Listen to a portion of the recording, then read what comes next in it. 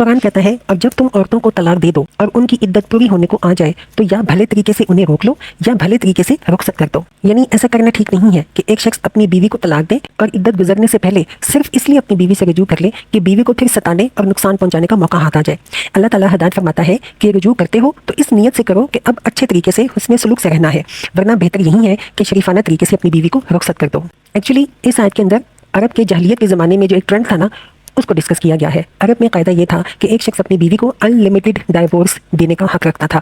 جس عورت سے اس کا شوہر بگڑ جاتا تھا وہ اپنی بیوی کو بار بار طلاق بھی دیتا تھا اور پھر رجوع بھی کرتا رہتا تھا، تاکہ وہ بیوی نہ تو اس شوہر کے ساتھ ہی بچ سکے اور نہ ہی اس شوہر سے آزاد ہو کر کسی اور سے نکاح کر سکے. قرآن مجید کی یہ آیت اسی ظلم کا دروازہ بند کرتی ہے. آگے اللہ تعالیٰ کہتے ہیں صرف ستانے کی خاطر انہیں نہ روکے رکھنا کہ یہ زیادتی ہوگی، اور جو ایسا کرے گا وہ ایکچولی اپنے آپ پر ہی ظلم کرے گا. پھر اللہ تعالیٰ کہتے ہیں اللہ کی آیات کا کھیل نہ بناؤ، بھول نہ جاؤ کہ اللہ نے کس نعمت عظمیٰ سے تمہیں سرفراز کیا ہے.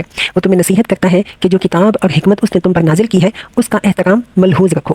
اللہ سے خوب ڈرو اور خوب جان لو کہ اللہ کو ہر بات کی خبر ہے. یعنی اس بات کو مت بھلا دو کہ اللہ نے تمہیں کتاب اور حکمت کی تعلیم دے کر دنیا کی رہنمائی کے عظیم و شان منصب پر معمول کیا ہے. تم امت وسط بنائے گئے ہو، بہترین امت، اعتدال والی امت. تمہیں نیکی اور سچائی کا گواہ بنا کے کھڑا کیا گیا ہے. تمہارا یہ کام نہیں ہے کہ ہیلا بازیوں سے، ایکسکیوزی سے، بہانے بازیوں سے اللہ کی آیات کا کھیل بناؤ، قانون کے الفاظ سے قانون کی روح کے خلاف ناجائز فائدہ اٹھاؤ اور دنیا کو راہ راست دکھانے کی بجائے خود اپنے گھروں میں ظالم اور بدراہ بن کر رہو. اور پھر اللہ تعالیٰ کہتے ہیں جب تم اپنی عورتوں کو طلاق دے چکو اور وہ اپنی عدت پوری کر لیں تو پھر اس میں رکاوٹ نہ ڈالو کہ وہ اپنے زیر تجویز شوہروں سے نکاح کر لیں، جبکہ وہ معروف طریقے سے باہم نکاح پر راضی ہوں. یعنی اگر کسی عورت کو اس کے شوہر نے طلاق دے دی ہو اور زمانہ عدت کے اندر اس سے رجوع نہ کیا ہو، پھر عدت گزر جانے کے بعد دونوں میاں بیوی آپس میں دوبارہ نکاح کرنے پر راضی ہوں تو عورت کے رشتہ داروں کو اس میں رکاوٹ نہیں ڈالنی چاہیے. اس کا یہ مطلب بھی ہو سکتا ہے کہ جو شخص اپنی بیوی کو طلاق دے چکا ہو اور عورت عدت کے بعد اس سے آزاد ہو کر کہیں دوسری جگہ اپنا نکاح کرنا چاہتی ہو تو اس پہلے شوہر کو ایسی کمینی حرکتیں نہیں کرنی چاہیے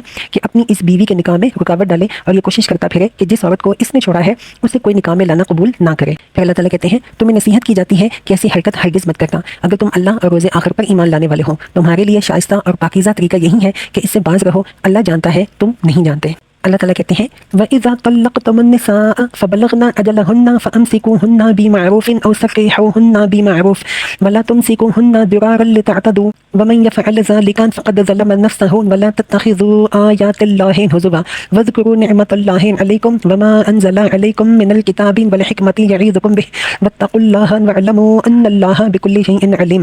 وَإِذَا طَلَّقْتُمُ النِّسَاءَ فَبَلَغْنَ أَجَلَهُنَّ فَلَا تَعْضُلُوهُنَّ أَن يَنكِحْنَ أَزْوَاجَهُنَّ إِذَا تَرَاضَوْا بَيْنَهُم بِالْمَعْرُوفِ ذَلِكَ يُوعَظُ بِهِ مَنْ كَانَ مِنكُمْ يُؤْمِنُ بِاللَّهِ وَالْيَوْمِ الْآخِرِ ذَلِكُمْ أَزْكَىٰ لَكُمْ وَأَطْهَرُ وَاللَّهُ يَعْلَمُ وَأَنْتُمْ لَا تَعْلَمُونَ.